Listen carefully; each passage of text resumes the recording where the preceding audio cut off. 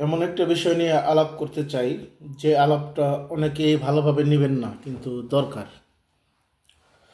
আলাপটা হচ্ছে যারা আওয়ামী লীগের কর্মী সমর্থক ছিলেন, বিভিন্ন পোস্ট পজিশনে ছিলেন, কিন্তু কখনো অপরাধমূলক কর্মকাণ্ডে জড়ায় নাই। এদের সংখ্যাটা লক্ষাধিক, কিন্তু এরা অনেকেই দেশান্তরী, পলাতক, বা নিজের বাড়িতে থাকতে পারছেন না, বাইরে। এদের কি হবে, এটা নিয়ে একটু আলোচনা করব। এটা খুবই রিস্কি আলোচনা, কারণ একটা গণঅভ্যুত্থানের মাথায় একটা স্বৈরাচারী সরকার পতনের পরে তাদেরই কর্মী সমর্থক দিনের কথা বলা একটু রিস্কের ব্যাপার। তো কিছু প্রেক্ষাপট আমি দিচ্ছি। যেমন সাউথ আফ্রিকায় যখন নেলসন ম্যান্ডেলার আন্দোলন চলছিল, তিনি যখন আন্দোলনে বিজয়ী হন, কালো সাদার আন্দোলন, তিনি কিন্তু সাদাদেরকে দেশ থেকে বের করে দেন নাই। তিনি সাদা এবং কালাদের, যে ইভেন তার দেহরক্ষী রেখেছিলেন সাদা সাদা চামড়ার মানুষ, যারা দীর্ঘদিন অত্যাচার করেছেন। নেলসন ম্যান্ডেলা চেয়েছিলেন দেশের যারা নাগরিক, সবাইকে একসাথে করে দেশটাকে এগিয়ে নেওয়ার। তিনি সফল হয়েছিলেন। সেই দেহরক্ষীরা তার জন্য যেভাবে প্রাণবাজি রেখেছিলেন, হয়তো কালো দেহরক্ষীরা সেভাবে প্রাণ রাখতেন না বাজি। তো সবাইকে নিয়ে ইন্টিগ্রেট করার যে একটা বিপ্লব অভ্যুত্থান, সেটা নেলসন ম্যান্ডেলা ওইখানে আমরা দেখেছি। এরকম আরও বহু বহু উদাহরণ আছে। আপনার অটোম্যান সাম্রাজ্যের, যারা আপনারা মুসলিম মতাদর্শে আছেন, অটোম্যান সুলতান সুলেমানকে চিনেন, মেহমেদকে চিনেন, যিনি ইস্তাম্বুল জয় করেছিলেন। জয় করার পরে অর্থোডক্স বা খ্রিস্টানদের তিনি মেরে ফেলেন নাই, তাদেরকে পূর্ণ স্বাধীনতা দিয়েছিলেন, ভালো করার চেষ্টা করেছিলেন এবং সঠিকভাবে তাদের দিন পালন করবে এবং রাষ্ট্রীয় নিয়মগুলো মেনে চলবে, এটাই ছিল তাদের উদ্দেশ্য।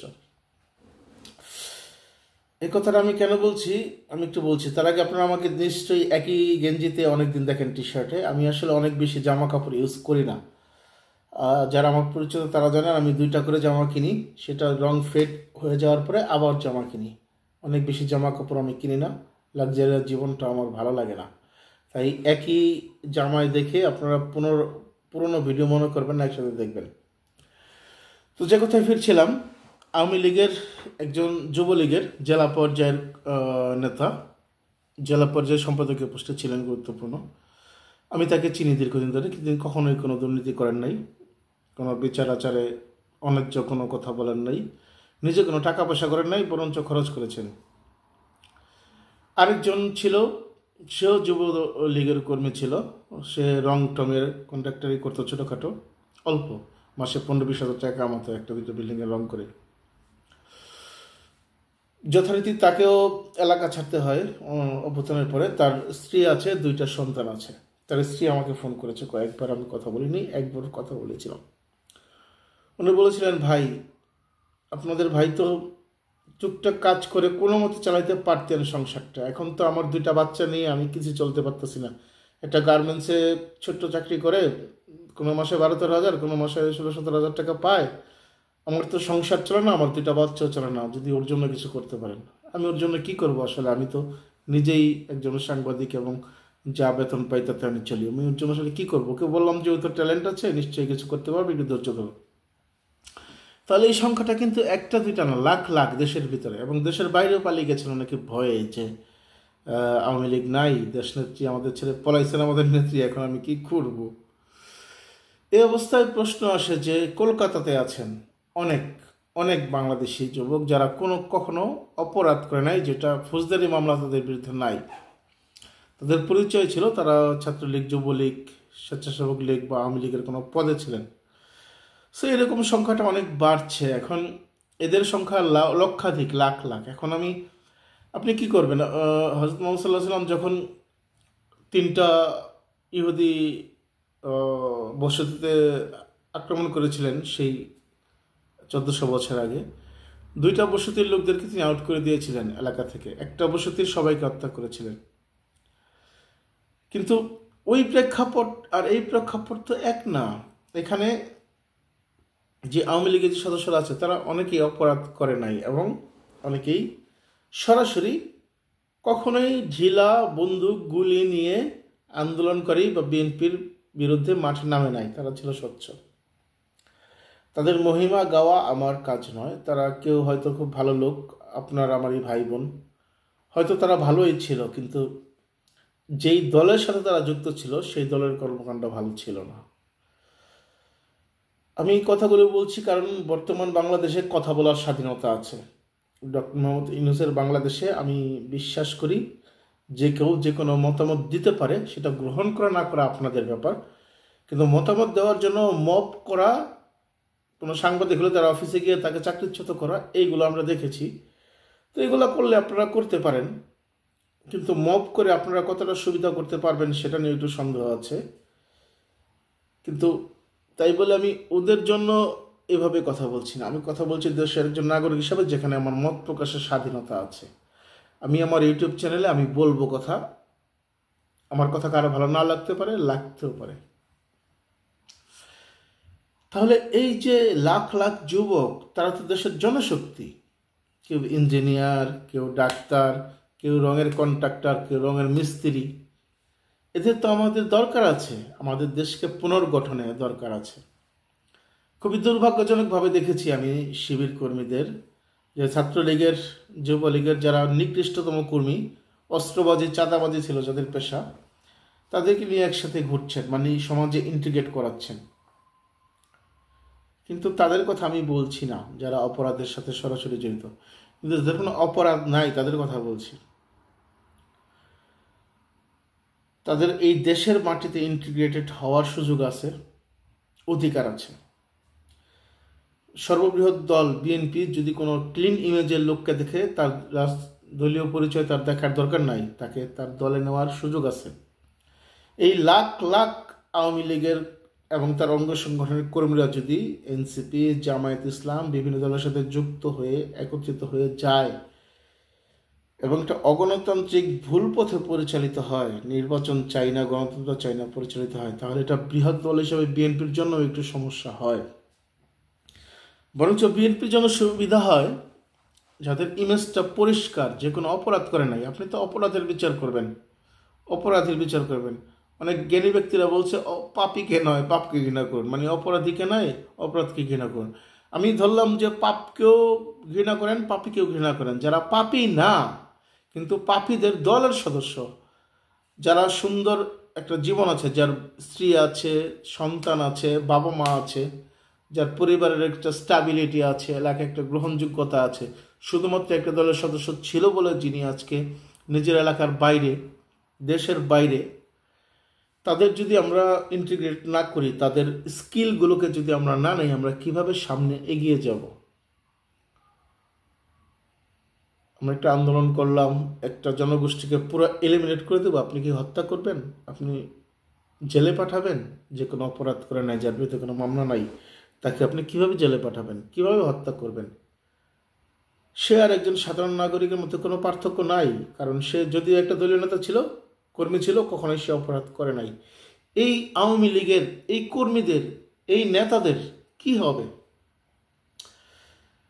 তারা এই সমাজে ইন্টিগ্রেটেড হওয়ার জন্য দাঁড়া দাঁড়ে ঘুরে বেড়াচ্ছে। তারা কোনো অপরাধ করলে তাদের টাকা ইনকাম হতো, স্ত্রী সন্তান সহ বিদেশে চলে যেতেন, আপনাকে আমাকে জিজ্ঞেসই করতেন না। তারা এই দেশের প্রতি লয়াল ছিলেন, আইনের প্রতি ওবিডিয়েন্ট ছিলেন, তারা অপরাধ করেন নাই, তাদের বিরুদ্ধে কোনো ফৌজদারি অপরাধ নাই, মামলা নাই। তারা একটা কলুষিত দলে থাকলেও তাদের মনটা ছিল উদ্ভাসিত, যে দেশের জন্য কিছু করব বলে তারা একটা রাজনৈতিক দলে যুক্ত হয়ে কাজ করেছিল, অথবা তারা 15-20 বছর আগেই এই দলের সাথে যুক্ত ছিলেন, যখন এই দলটা কলুষিত ছিল না সম্পূর্ণভাবে। এদের নিয়ে কথা বলাটা অনেক রিস্কি এই সমাজে, জানি, কারণ এই সমাজটা মবের সমাজ। এই ওই চোর, ধর ধর ধর, মার মার মার, মেরে ফেললো, ধরলো, এটা আইনের শাসন না। তো এই ধরনের সমাজেও যে কথা বলা যায়, এটার নাম হচ্ছে ফ্রিডম অফ স্পিচ, মানে আমার বক্তব্যের স্বাধীনতা, আমার মত প্রকাশের স্বাধীনতা। এটাকে আমি চর্চা করব, আমাকে কেউ যদি আক্রমণ করে, সে মত প্রকাশের স্বাধীনতায় আক্রমণ করছে।